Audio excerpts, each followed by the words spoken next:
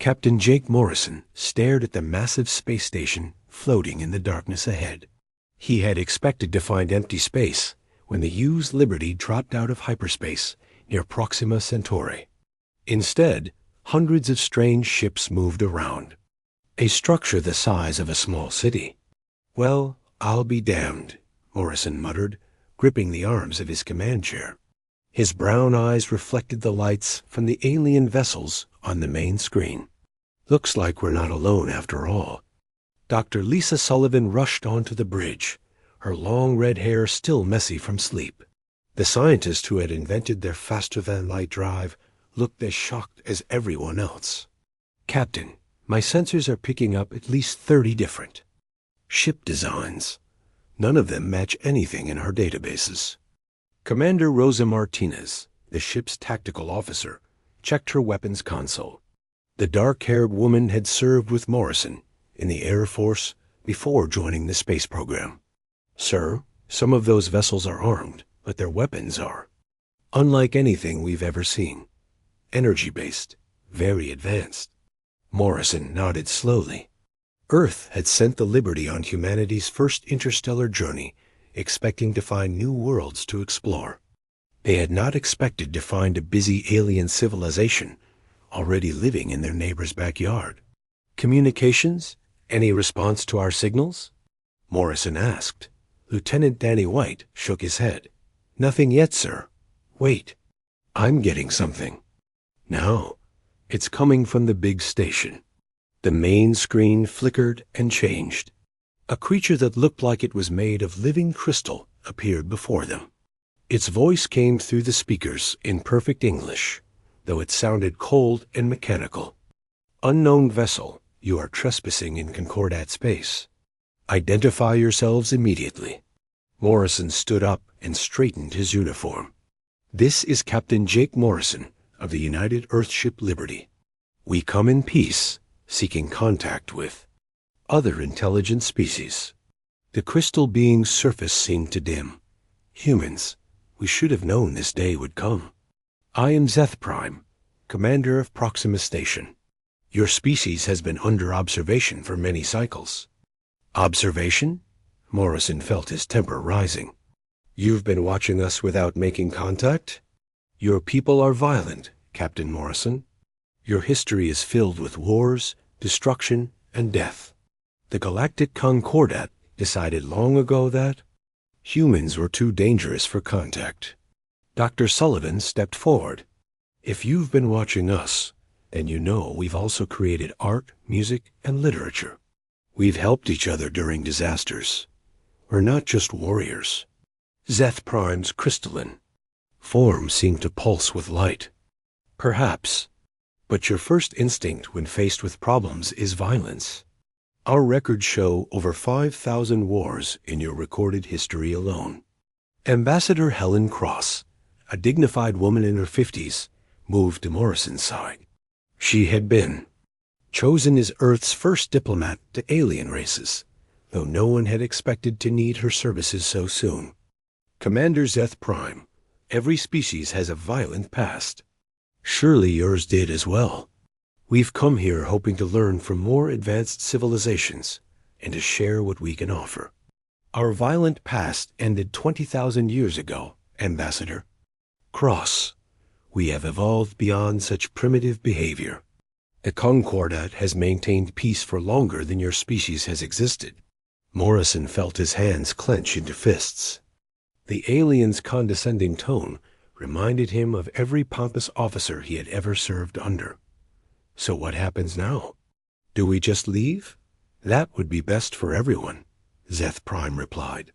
"However, Concordat law requires that we process any first contact situation through proper channels. You may dock at Bay 7, but you will be under constant guard. Your weapons must remain powered down." The screen went dark, leaving the bridge crew in uncomfortable silence. "Arrogant crystal freak," Martinez muttered under her breath. Morrison almost smiled despite the situation. Rosa had never been one to hide her feelings. "Easy, Commander. We're guests here, whether they want us or not." The Liberty slowly approached. the station, guided by alien traffic control signals. Through the viewports, the crew could see ships of every shape and size imaginable. Some looked like living creatures. Others were geometric shapes that hurt to look at directly. A few seemed to be made of pure energy contained in force fields. "Captain, I'm reading at least 40 different species represented here," Dr. Sullivan reported, her voice filled with wonder despite their cold reception. "This is incredible. Some of these technologies are centuries ahead of ours." The docking process was smooth but tense.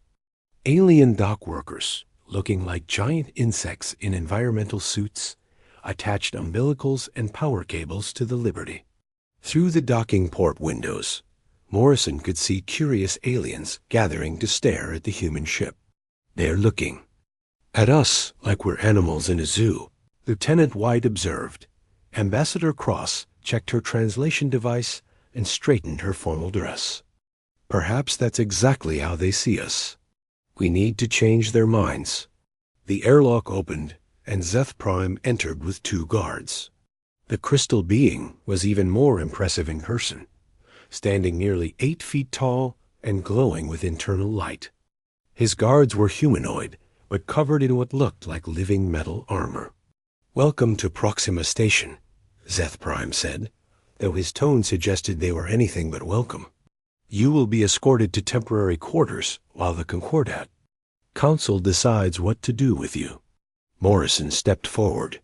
"We'd like to meet with other species representatives, learn about your civilization." "That is not advisable. Many species find humans ... disturbing." "Disturbing how?" Dr. Sullivan asked. ZETH prime surface dimmed again. "Your thought patterns are chaotic, aggressive. Even now, I can sense the violent tendencies in your minds. Your tactical officer is calculating how to disable my guards. Your captain is fighting the urge to strike me for insulting his species." Morrison felt his face flush red. The alien was right, and that made him even angrier. "Maybe we think that way because we've had to fight to survive. Not everyone gets to evolve in a peaceful galaxy." "Which is precisely why you do not belong here," Zeth Prime replied. "Come, your quarters are this way." The group moved through the station's corridors, passing aliens of every description. Most stopped to stare at the humans, their expressions ranging from curiosity to obvious fear. Children of various species hid behind their parents as the humans walked by. Their quarters were comfortable but clearly designed as a prison. Force fields blocked the exits, and security cameras watched their every move. "Well, this is going great," Martinez said, flopping into a chair designed for creatures with 3 legs. "We're the most hated species in the galaxy, and we haven't even been here for an hour." Ambassador Cross activated her portable computer and began taking notes. "We need to approach this systematically. These beings have managed to maintain peace for 20,000 years. There must be something we can learn from them." Dr. Sullivan was already at the room's single viewport, watching the alien ships moving outside. "Look at their vessels, Captain. No armor, minimal weapons, mostly scientific equipment. They really have moved beyond warfare." Morrison joined her at the window. "Maybe they've moved beyond warfare because they've never faced anything that required it." His words proved more prophetic than he knew. 3 days later, as the Concordat Council prepared to vote on humanity's fate, long-range sensors detected something that would change everything. Massive ships were approaching from the rim of the galaxy. Ships unlike anything in Concordat records. Ships built for one purpose only: war. The galaxy's 20,000 years of peace were about to end, and the species they considered too violent to join them might be the only ones who could save them all. The emergency alert woke Captain Jake Morrison from a restless sleep. Red lights flashed in the humans' quarters as an alien voice spoke rapidly in a language the translation systems couldn't keep up with. "What's happening?" Dr. Lisa Sullivan asked, rushing to the viewport. Outside, The space station buzzed with activity as ships moved in every direction. Commander Rosa Martinez was already at the door, testing the force field that kept them locked in. Whatever it is, they're scared. Look at how those ships are moving. No formation, no coordination, pure panic. The force field suddenly dropped, and Zeth Prime entered with his guards. The crystal being's usual glow was dim, almost flickering. Captain Morrison, your presence is requested in the command center immediately. What's going on? Morrison demanded as they hurried through corridors filled with Russian aliens. Long-range sensors have detected a fleet approaching from the galactic rim. Ships of unknown design and massive size. The Concordat has not seen. They're like for 30,000 years. They reached the command center to find chaos. Dozens of different species worked at control stations, their voices creating a symphony of alien languages. The main display showed a three-dimensional map of the galaxy, with red dots moving slowly but steadily toward the core worlds. A being that looked like a walking tree approached them. Its bark-like skin was scarred with age, and its voice sounded like wind through leaves. I am Elder Grutshan of the Archives. Captain Morrison, your species may be the only ones who can help us understand what we face. I don't understand, Ambassador Helen Cross said. We've been in space for less than a century. How could we know something you don't? Elder Grutshan gestured to the display. Because these are warships, Ambassador. Vessels built for destruction and conquest. Your people understand such things. We have forgotten how to even think about war. Morrison studied the red dots on the screen. How many ships are we talking about? Preliminary scans suggest over 500 vessels, with more joining the fleet as it moves. They are stripping resources from every system they pass through, leaving dead worlds behind. Dr. Sullivan moved closer to the display. What happened 30,000 years ago? You said you hadn't seen ships like this since then. Zeth Prime's glow dimmed further. The Devourers. Machine intelligences that consume entire worlds for raw materials. We thought they had been destroyed or had moved beyond our galaxy. It seems we were wrong. An alarm suddenly blared through the command center. A young alien that looked like a cross between a dolphin and a bird spoke rapidly into a communicator. What is it? Morrison asked. The Devourers have reached Harvest Prime, an agricultural world in the Outer Rim, Elder Grutshan translated. The planetary defense grid is requesting immediate assistance. Morrison watched as the main screen changed to show a beautiful blue-green world surrounded by farming stations. Then the Devourer ships appeared, massive black vessels that seemed to absorb light itself. They moved with mechanical precision, ignoring the defensive platforms that fired harmless energy beams at them. Those defense platforms aren't even scratching their hulls, Martinez observed. What kind of weapons are they using? Plasma cannons. The most advanced in our arsenal, Zeth Prime replied. They have kept peace in our galaxy for millennia. They're not weapons, Morrison said grimly. They're crowd-control devices. These Devourers are built to fight real wars. The screen showed Devourer ships landing on Harvest Prime's surface. Massive machines emerged and began tearing apart farms, cities, and mountains with equal efficiency.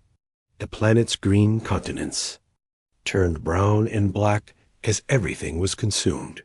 5 billion people live on that world, the dolphin bird alien said, its voice breaking. The evacuation ships can only carry a fraction of them. Morrison turned to Zeth Prime.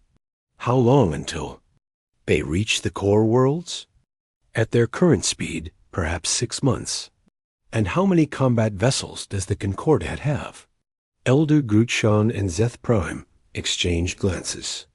We have exploration ships, research vessels, cargo transports. We have no combat vessels, Captain. Morrison, we have not needed them. Morrison felt a familiar weight settle on his shoulders.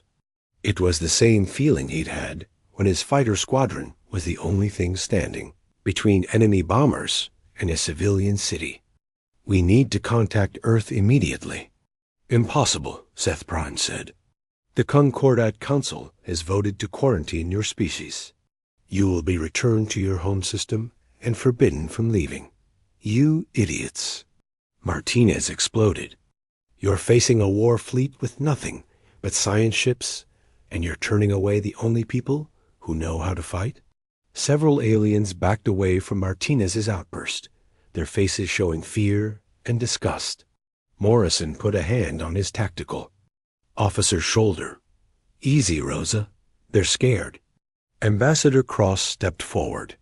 Commander Zeth Prime, surely the Council will reconsider given the circumstances? The Council believes that violence only breeds more violence. They would rather face extinction than compromise their principles. Morrison looked at the screen where Harvest Prime was dying. Evacuation ships fled the planet as it was systematically destroyed. What about you? What do you believe? Zeth Prime was quiet for a long moment. His crystalline surface flickered with internal light. I believe that principles are meaningless if no one survives to follow them. Then help us contact Earth, Dr. Sullivan urged. Let us try to save your worlds.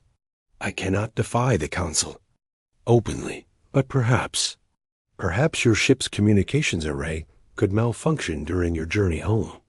Perhaps you might accidentally contact your homeworld before we can repair the damage. Morrison almost smiled. That's a very convenient malfunction. 3 hours later, the Liberty was escorted away from Proxima Station by 2 Concordat vessels. As soon as they were clear of the station's sensor range, Morrison ordered Lieutenant Danny White to send an emergency message to Earth.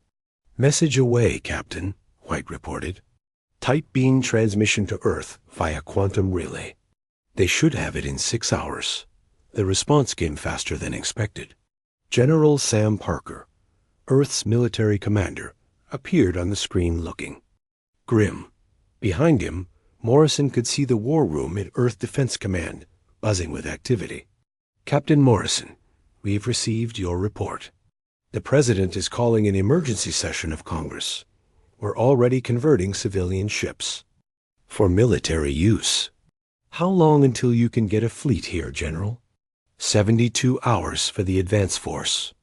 Admiral Kate Foster is taking command of the hastily assembled fleet. She'll have 20 ships, mostly converted freighters with hastily installed weapons. 20 ships against 500? Morrison shook his head. It's not enough. It's what we have, Captain. Make it count. The screen went dark, leaving the bridge crew in silence. Through the viewports, they could see the Concordat escort ships moving alongside them, their crews unaware that Earth was already mobilizing for war. Captain, Dr. Sullivan said quietly, I've been analyzing the sensor data from the Devourer. Attack. Their ships are heavily armored, but they seem to rely on energy shields. Our kinetic weapons and nuclear missiles might be more effective than Concordat plasma cannons. Morrison nodded grimly. Let's hope you're right, Doctor. Because in 3 days, we're going to find out if human warfare can stop a machine intelligence. That's been consuming worlds for 30,000 years. Outside, stars wheeled slowly past as the Liberty continued toward Earth. Behind them, the Devourer fleet continued its relentless advance toward the heart of the galaxy, leaving dead worlds. In its wake, the galaxy's long peace was ending, and humanity's long war was about to begin. Admiral Kate Foster stood on the bridge of the UES Constitution, watching her small fleet drop out of hyperspace near the burning remains of Harvest Prime. 20 converted freighters and civilian ships faced the wreckage of what had been a thriving world just days before. My God, whispered Captain Nina Hayes from the bridge of the UES Defiance. Her voice carried over the fleet communication channel. There's nothing left. Where Harvest Prime had once been a green world filled with farms and cities, now only a brown husk remained. The Devourers had stripped away the atmosphere, oceans, and even the topsoil. What was left looked like a giant rock floating in space.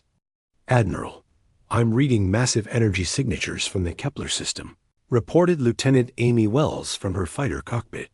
"Looks like 3 Devourer ships attacking the mining colonies there."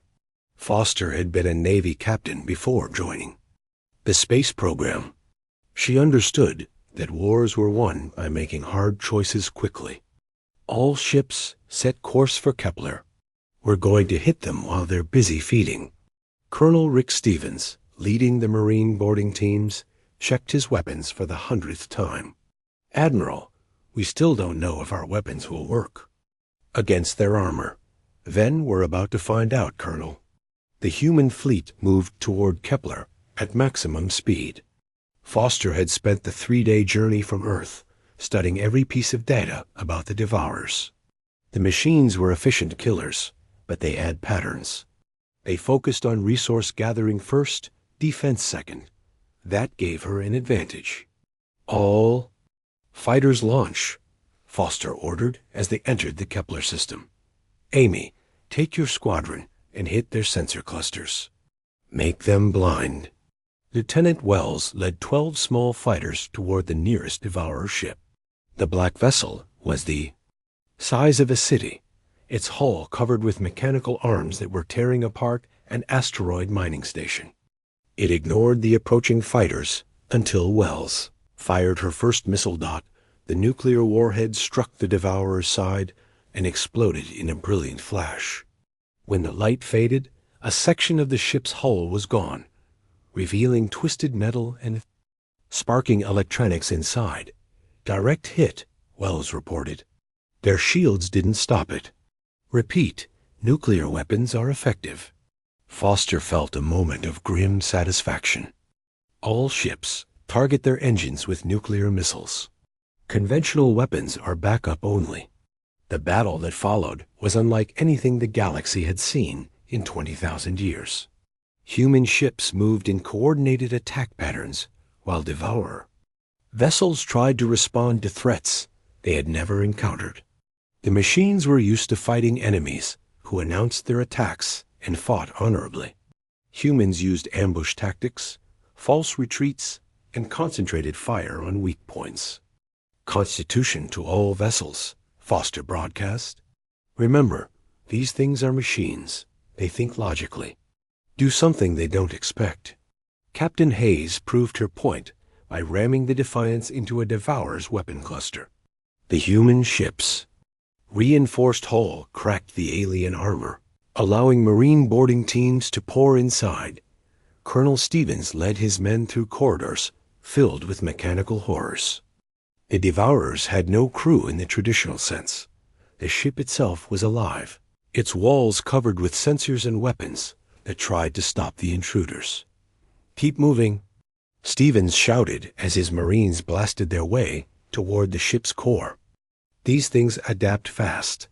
What works once won't work twice." The Marines reached the ship's central processor to find a massive computer core surrounded by defensive systems. Stevens pulled out a device Dr. Lisa Sullivan had given him before they left Earth, an electromagnetic pulse grenade designed specifically for this mission. "Fire in the hole." Stevens triggered the device and threw it at the core. The explosion sent lightning through the ship's systems, and the Devourer vessel suddenly went dark and began drifting. Colonel Stevens to Admiral Foster. "The big ones dead. How are we doing out there?" Foster looked at her tactical display. 2 Devourer ships were destroyed, but the third was adapting to human tactics.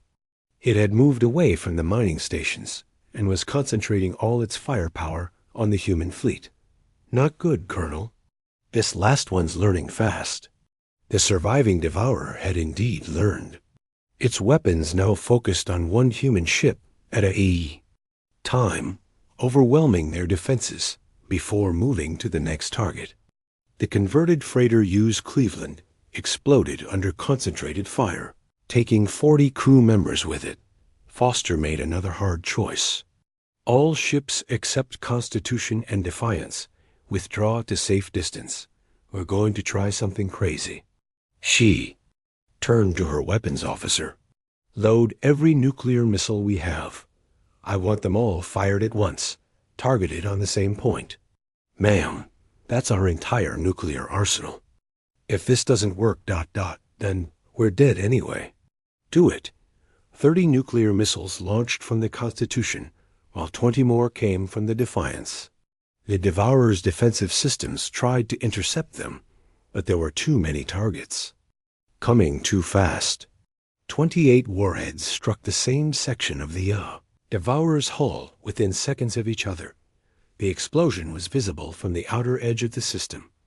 When the light faded, half of the Devourer ship was simply gone. The rest tumbled through space, trailing atmosphere and debris. "All enemy vessels destroyed," reported the tactical officer. "The Kepler colonies are safe." Foster allowed herself a moment of relief before reality set in. "Casualties?" 43 dead, 72 wounded. The Cleveland is a total loss." The victory felt hollow.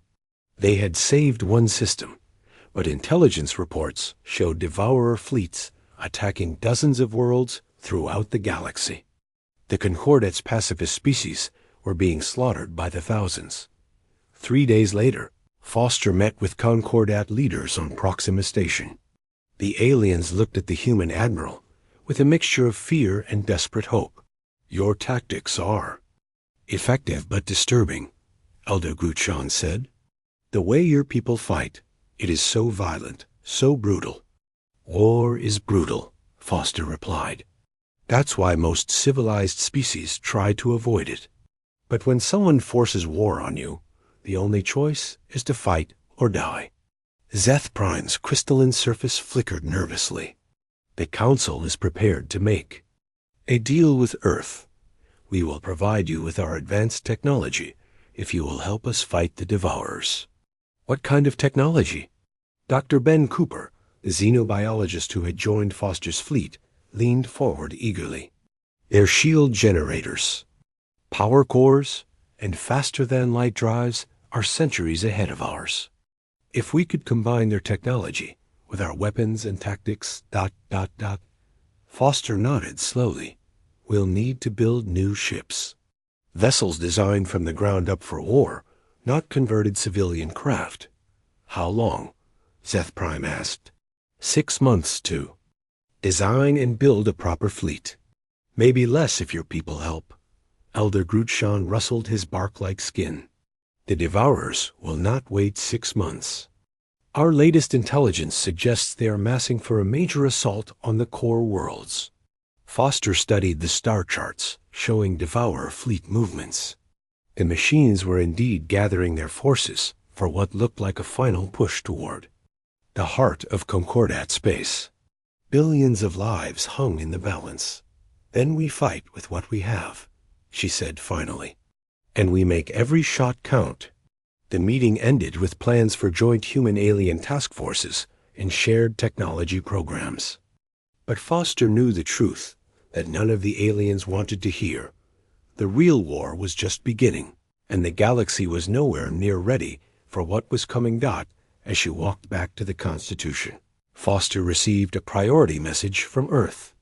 General Sam Parker's face appeared on her personal communicator, looking older than she remembered. "Kate, we've got problems at home. The public is starting to question why American boys and girls are dying for aliens who treated us like criminals." "Just weeks ago," Foster sighed. "How bad is it, Sam?" "Bad enough that Congress is talking about pulling our forces back to defend Earth only." "You need to win something big, Kate. Something that shows the folks back home this war is worth fighting." The communication ended, leaving Foster alone with her thoughts. She had to save the galaxy from the Devourers while also proving to Earth that the sacrifice was worthwhile. It was a burden no human had ever carried before, but she would carry it anyway, because that's what humans did when faced with impossible odds. They fought harder. 2 years had passed since the first human ships arrived in Concordat space. Admiral Jake Morrison, promoted after his success at Kepler, stood in the war room aboard the massive U.E.'s Liberator, studying holographic displays that showed the current. State of the Galactic War got red dots marked Devourer-controlled systems. There were too many of them.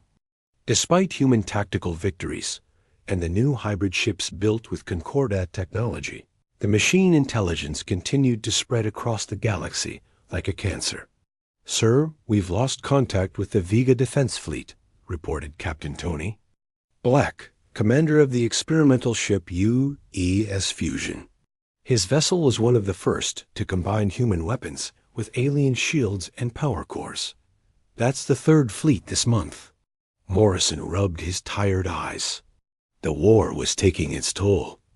On everyone, but especially on the humans, who carried most of the fighting burden. Earth had sent over 200 ships and 50,000 personnel to fight a war that seemed to have no end. President Janet Miller appeared on the communication screen, her face showing the strain of leading a nation at war. Behind her, Morrison could see protesters gathered outside the White House, carrying signs demanding the troops come home. "Admiral Morrison, I need to know when this war will end. American families are losing their sons and daughters every day fighting for people who still won't even let our ships dock at most of their stations." Morrison understood her frustration.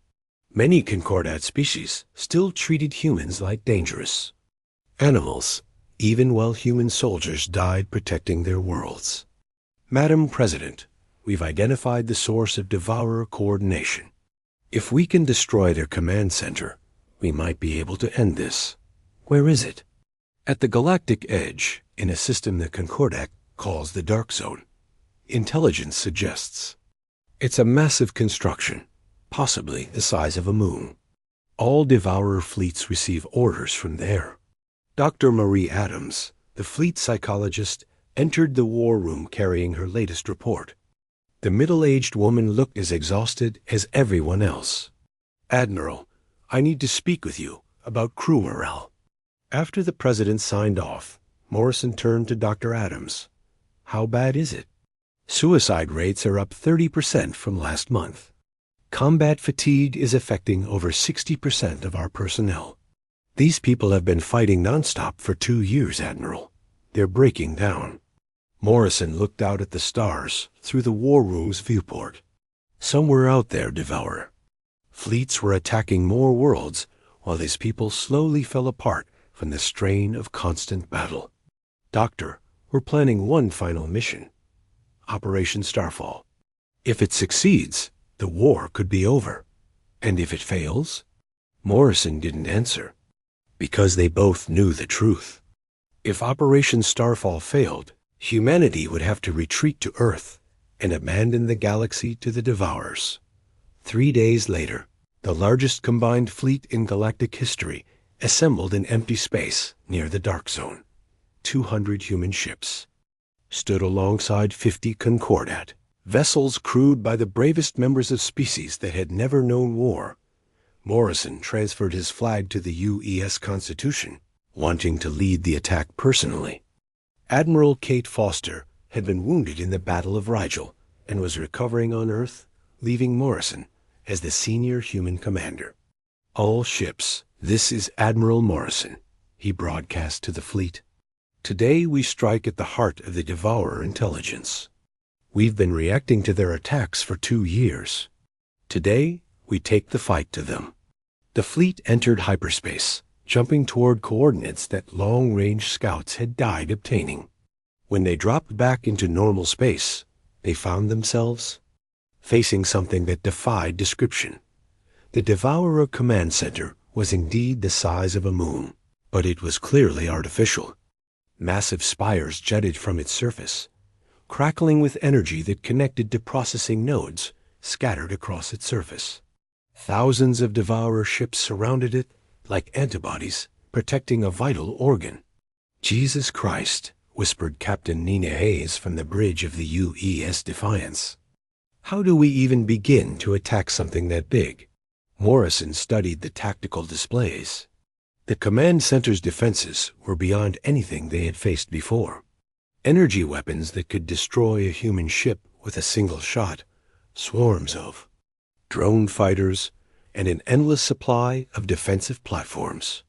We go in fast and hard, Morrison decided. All fighter squadrons launch. Capital ships provide covering fire. Our target is the central spire. That's where their main processor should be located. Lieutenant Amy Wells, now a squadron commander, led 300 fighters toward the command center. The space around the artificial moon lit up with weapons. Fire as Devourer defenses tried to stop them. We're losing too many fighters, Wells reported as explosions lit up the darkness around her squadron.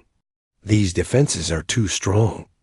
Morrison watched his tactical display as red icons representing destroyed human ships began to multiply. They were losing the battle before it had really begun. All ships, concentrate fire on Sector 7, he ordered. We'll punch a hole in their defenses and send the boarding teams through. Colonel Rick Stevens prepared his Marines for what everyone knew would be a suicide mission. The enhanced soldiers wore the best armor human technology could provide, but they were still just men and women facing machines designed to kill. Remember, we're not trying to survive this, Stevens told his troops. We're trying to buy enough time to plant the charges and destroy that central processor. Earth is counting on us. The human fleet battered itself against the Devourer defenses, trading ship for ship in a battle that grew more desperate by the minute. Morrison watched the UES Cleveland explode under concentrated fire, then the U's Denver, then the UES Phoenix. Admiral, we're down to 60% strength, reported his tactical officer. We can't maintain this rate of losses. Morrison made the hardest decision of his life. All ships except Constitution withdraw to minimum safe distance. We're going in alone. Sir, that's suicide, Captain Black protested from the fusion. Maybe, but someone has to get Colonel Stevens and his people close enough to plant those charges. The Constitution charged toward the command center, its hull glowing from weapons hits. Morrison felt the ship shake under impact after impact, but they kept moving forward. Docking clamps released, Stevens reported from the Marine. Bay, we're going in. The Marine assault teams launched in armored pods toward the command center's surface. Most of the pods were destroyed by defensive fire, but Stevens and 20 Marines made it inside the artificial structure, fighting their way through corridors. Filled with mechanical defenders, the Marines reached the central processor chamber. Stevens looked up at a computer core that stretched up into darkness, pulsing with the intelligence that coordinated the entire Devourer fleet. This is it, he said into his radio. Setting charges now? Morrison listened to the reports from inside the command center as his ship fought a running battle with Devourer defenders. Colonel, how long do you need? 2 minutes to arm all the charges. You don't have 2 minutes. That place is crawling with defenses. Stevens and his Marines fought desperately as mechanical killers closed in from all directions. One by one, his people fell until only Stevens remained, bleeding from multiple wounds, but still working to arm the final charge. Admiral, tell my family I died for something that mattered, Stevens said as Devourer machines surrounded his position. Colonel, get out of there. We'll find another way. Negative, sir. Fire in the hole. The explosion tore through the command center's core, sending energy cascades throughout the artificial moon. Morrison watched through the Constitution's sensors as the massive structure began to collapse in on itself. Across the galaxy, Devourer fleets suddenly stopped their coordinated attacks. Without central control, individual ships began acting randomly, some continuing their missions while others simply shut down. But the victory came at a terrible cost. Colonel Stevens and his Marines were gone, along with 80 human ships and thousands of crew members. Morrison looked at the casualty reports and felt the weight of every lost life. The war was turning. But Morrison wondered if humanity would have anyone left to celebrate when it finally ended.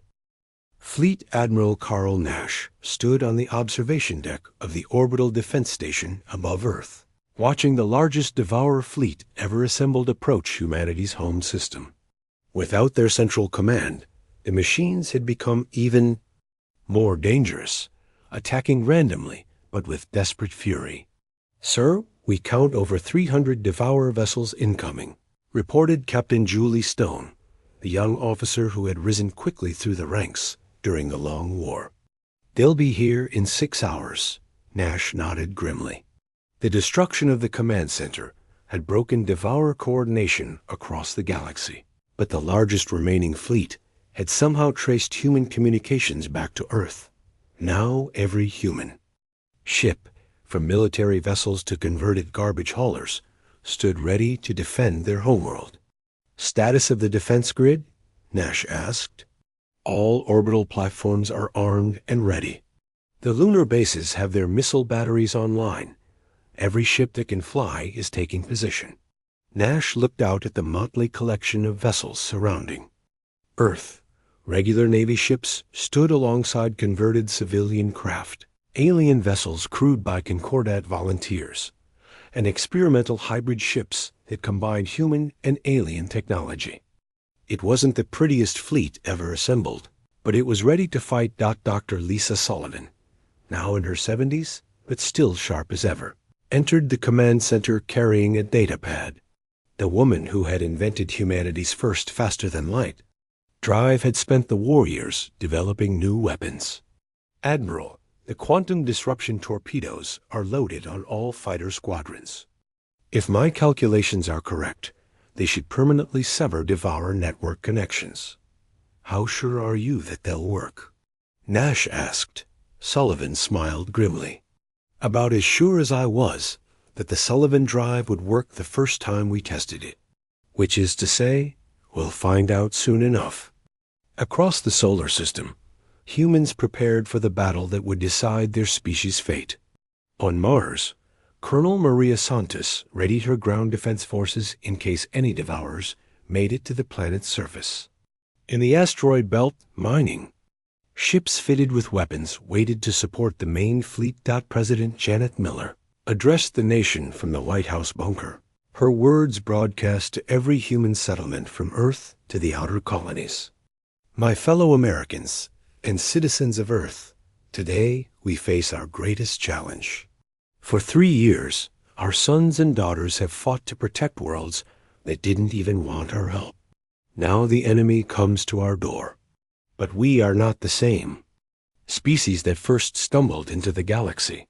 We have learned. We have grown, and we will not surrender our home." The Devourer fleet dropped out of hyperspace near Pluto, their massive black ships spreading out in attack formation. Unlike their previous organized assaults, these machines moved with mechanical rage, seeking to destroy the species that had cost them so much. "All fighters launch," Nash ordered. "Remember, hit their communication nodes first. Break their ability to coordinate." Captain Stone led her squadron of quantum torpedo fighters toward the advancing fleet. The 25-year-old pilot had never known a world without war, but she had learned from veterans like Admiral Morrison and Colonel Stevens. "Phoenix Squadron, remember your training," Stone broadcast to her pilots. "These things adapt fast, so make the first shot count." The fighters streaked toward the Devourer fleet, dodging energy beams that could vaporize them instantly. Stone lined up her shot on the lead Devourer ship, a massive vessel that dwarfed anything in the human fleet. Target acquired.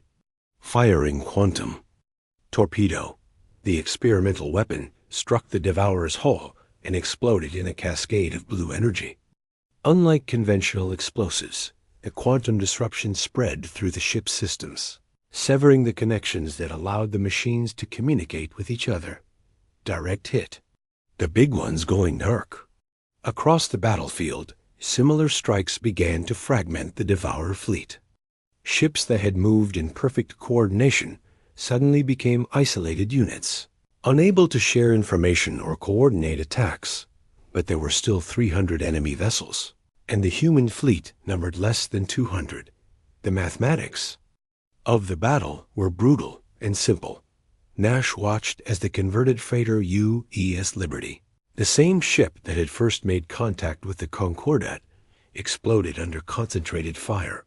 Captain Morrison had died with his ship, staying at his post until the end. "Sir, the Devourers are breaking through the outer defense line," reported the tactical officer. 12 ships are heading for Earth's orbital platforms.